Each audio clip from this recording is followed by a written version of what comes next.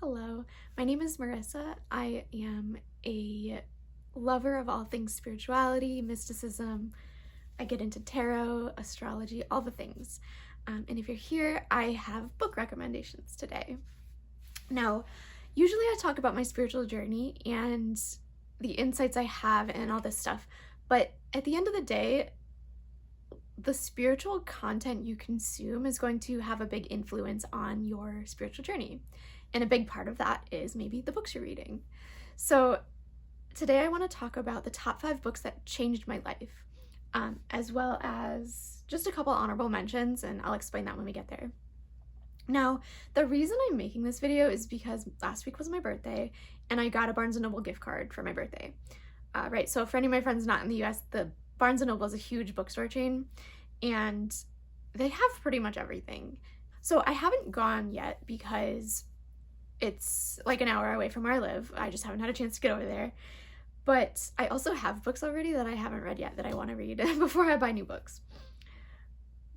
That being said, I still wanted to do some research and have fun thinking about what book am I going to buy next, And so in my research, I found people like this who are just talking about spiritual books and what they would recommend and maybe books that changed their life.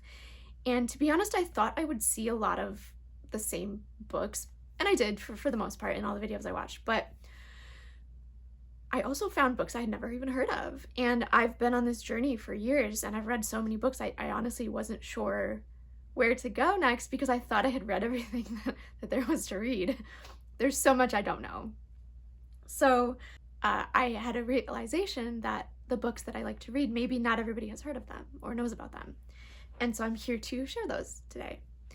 Okay, so I'm gonna go in order of when I discovered these in my life, right? So I'm gonna start with when I was 18 and I went through my very first spiritual awakening.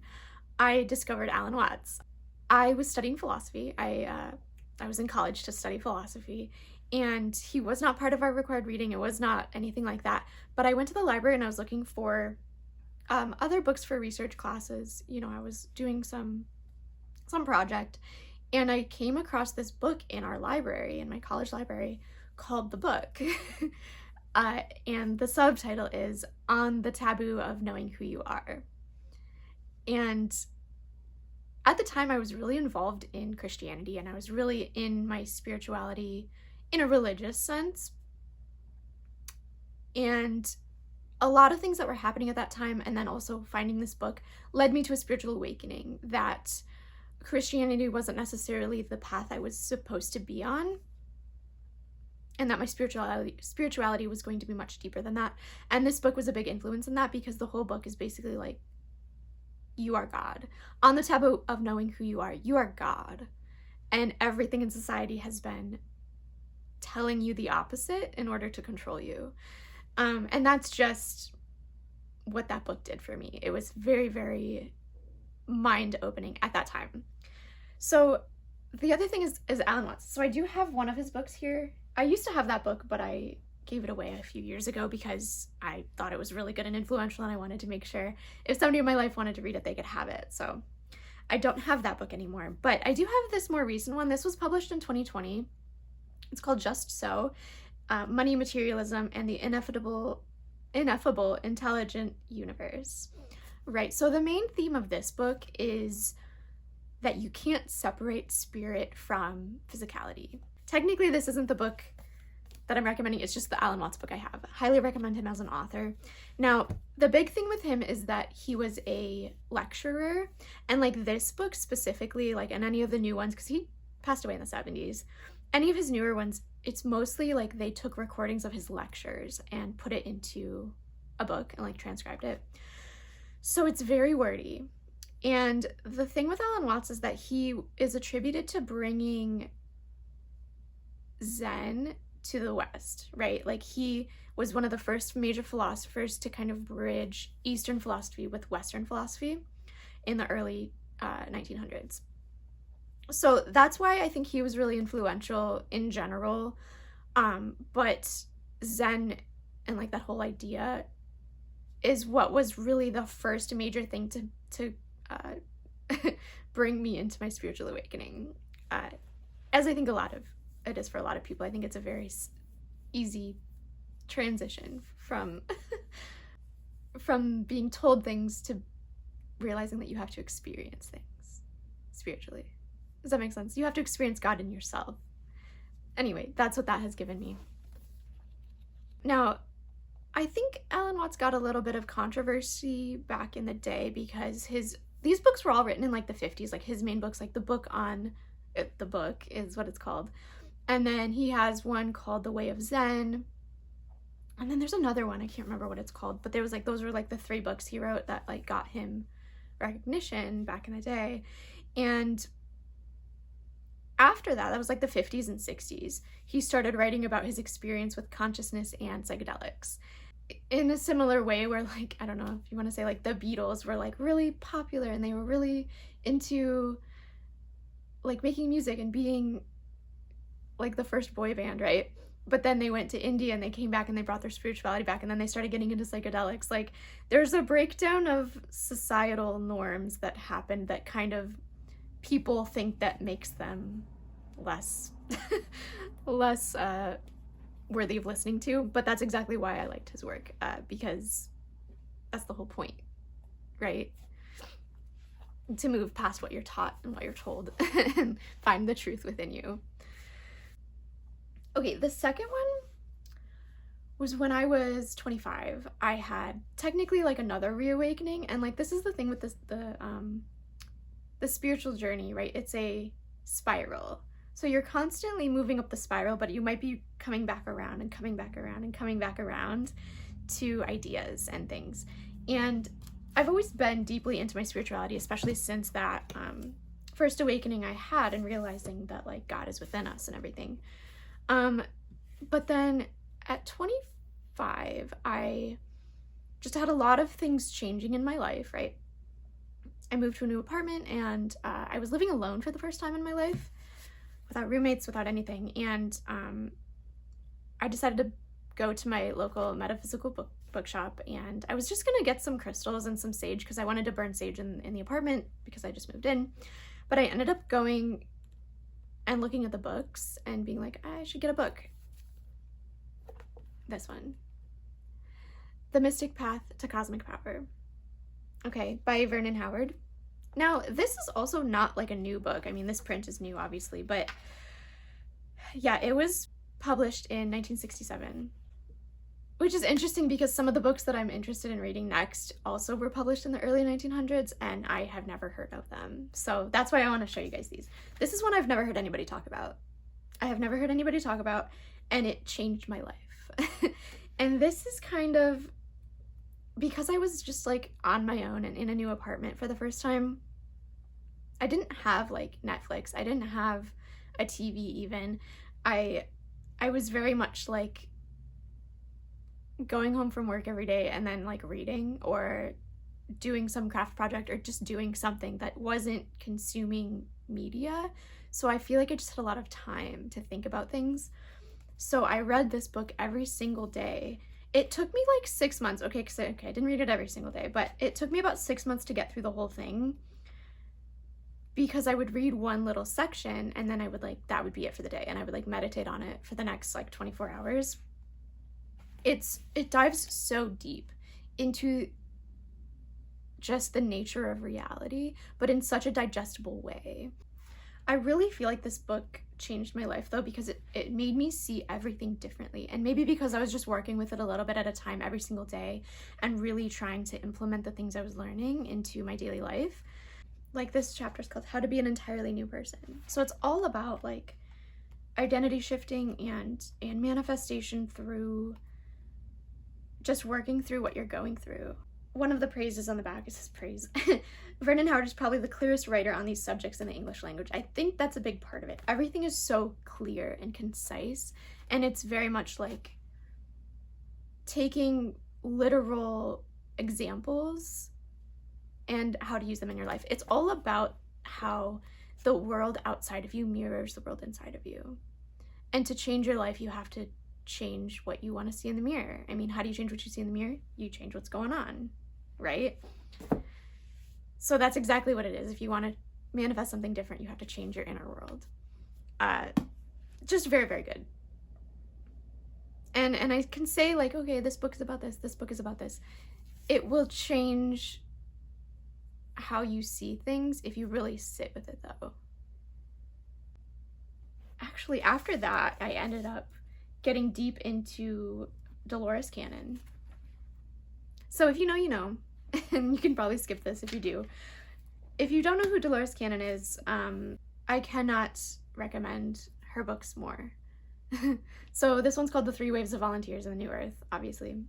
Like, for me, this is like very influential, but it's like I've heard so much about it.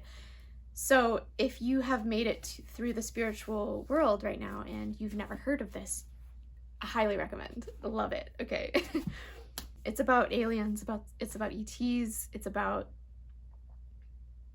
reincarnation, and how she goes back and does her quantum hypnosis technique on people to help them deal with the problems they have in their life, but the problems they have in their life might not be from this life, it might be from a past life. Well, when you get deep enough into that, she started to realize that their past lives weren't always human, but not even that they were animals, they were beings on other planets where existence is different, where materiality is different. So it just opens up how you look at the world when you realize there's more to it than what you can see and what you can even physically experience. Beautiful, beautiful stuff. Okay, after those three, I read that one pretty quick after I read The Mystic Path. So after that, I kind of had this idea that, like, I had all these books I wanted to read, right? But I wouldn't go out looking for them. I wouldn't purchase them on my own, but I would specifically try to attract them to myself, right? I was trying to manifest these books. So the first one is when I worked at a thrift store for a short time, and I found The Secret at the thrift store. Well, I've studied people who talk about The Secret. I've listened to enough people talk about it that I knew what it was about. It's about the law of attraction. But there is something that happens when you read a book with so much energy within it. And that's, I think, the thing with all these books. There's so much spiritual energy and knowledge that it shifts your being. This whole book is about the law of attraction, but it's about making room in your life for the things you want when maybe you didn't realize you weren't making room. It's about acknowledging those limiting beliefs that are keeping you from manifesting what you want. But something about it, when I was reading it, I had so many crazy synchronicities. And it's short, it's small. It was like maybe a week at most that I took to read this. But that week, even now I can think about, like, crazy things happened. Just absolutely crazy things happened. And I don't want to get too personal about those things, but it's just, you have to experience it. And sometimes shifting your reality, shifting your perspective means reading things that open up your mind to the possibility of magic and everything else. Okay, so after that, it was like a few months later, I went to a yard sale. So, right, like, I'm not necessarily getting given these books, but I'm finding them in places I wouldn't necessarily be looking. I went to a yard sale and I got both of these. They were $1 each at the yard sale. We have The Power of Now by Eckhart Tolle and A New Earth, Awakening to Your Life's Purpose, which I think is technically the sequel to, like, if you want to call it that. Yeah. And I'll go into that in a second, but technically this is the book I'm talking about, The Power of Now, right? I know a lot of people who know about this. I hear about it all the time. Every video that was like, your next spiritual read was about this book too. But I have to include it because if you haven't read it, then you should. Again, I was 18, didn't know a lot, found a book that blew my mind. I was 25, going through a lot of change, found a book that helped me get deeper, okay? Then I started getting more into cosmic consciousness, getting aware of the extra things going on in the world, right? Then I decided to try to manifest a book about manifestation, and it works. Then Okay, so I got these books at that yard sale, and then I let them sit in my house for like a year. Like, I don't think I even touched them for a year, and I don't know why. I guess because back when I was 18 and I was going through that spiritual stuff, I bought The Power of Now, and I started reading it, and it did not hit. Like, it did not, I didn't get it. I don't know why. I just couldn't, it didn't make sense to me at the time, I guess, and I don't even remember why, because it's not like it doesn't make sense now, but I just wasn't ready, I guess. On a spiritual level, I was not ready. So I ended up giving that to somebody else as well, because I just wanted, you know, to share these things, and I knew what it was about, but for some reason it just didn't hit in my brain the way that it did when I recently read it. I read it last fall, so it's like November right now. I read it last year. I remember reading it over Thanksgiving, finishing it over Thanksgiving, and I was reading it for a few months before that. Okay, so Alan Watts talked about Zen, right? And just being in the moment where you are, and that's like the deepest spiritual truths. Well, I feel like Alan Watts walked so that Eckhart Tolle could run. And that's what this book is about, the power of now. It's like just finding the present moment all the time. But he also talks a lot about, and again, if if you know about it, you know, but if you don't, it really helps you understand the dichotomy of the ego mind versus the spirit mind, and like the higher self. And that is a huge thing that changed my life when I read this book. It made me see my daily conflicts differently. It made me approach things differently.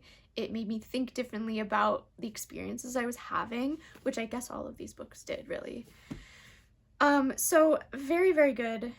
Very worth another read, to be honest. I might revisit it soon. But I also only read this one recently as well. I gave myself a few months between that one to read this one. So the thing with the A New Earth is he takes the ideas from The Power of Now and he goes even deeper and he goes more specifically. And so, fun fact, so the this one, that is, it's very similar. I would say they're very similar books, but just kind of about different things, that one and this one, because he uses that same question and answer kind of layout. But then he also has little sections of insight and important things to think about. So the crazy thing with this one, I read this last spring then, right? And it was right before I started doing these videos, so that's kind of fun to think about. But it feels like every time I would sit down and read a section, it was reinforcing a lesson I had just learned that week, if you want to say a lesson, or if it was very, like, just so relevant. Everything he was saying at the time of me reading, and sometimes it'd be weeks, I would put it down for weeks and then I'd pick it back up, or I'd put it down for a few days, pick it back up. But everything I was reading was like so tied into what I was living in my daily life. So not only was that just like a crazy synchronicity, but it was also very much like, when the student is ready, the teacher will appear, you know? So if you have read The Power of Now, I highly, highly recommend A New Earth. If you haven't read A New Earth, if you haven't read The Power of Now, you should read that first and then read this. So I realized there is more than 5 books, but that's because I'm not including A New Earth unless you've already read Power of Now. And I technically am not including Just So because I'm talking about the book by Alan Watts. No, but this is my next read. I'm in the middle of it. Zen and the Art of Motorcycle Maintenance. Very good so far. Very, very good. And if you're interested in Zen and like really spirituality in general, I think it's a really good book. It's a novel, so it's not written the same way that like The Power of Now is. Yeah. Okay, so this one's next. I also want to read Autobiography of a Yogi by Yogananda. I feel like that one is something I've just recently gotten into in terms of people talking about it and me and like learning about what it's about. So that's next on my list, as well as I really want to read something by R.J. Spina, if you guys know about him. I've also just recently got into his work. He's gotten really big on YouTube the last few months, I've noticed. He's like a master healer. But those 3 books are next on my list. So if you guys have any more recommendations for me, please leave them in the comments. If you have any opinions about these books or anything like that, please feel free to let me know in the comments as well. And if this helped you find a book to read in the future, please give me a like and maybe subscribe and join me on this journey that I'm going on right now. Thank you guys, and I will see you next time.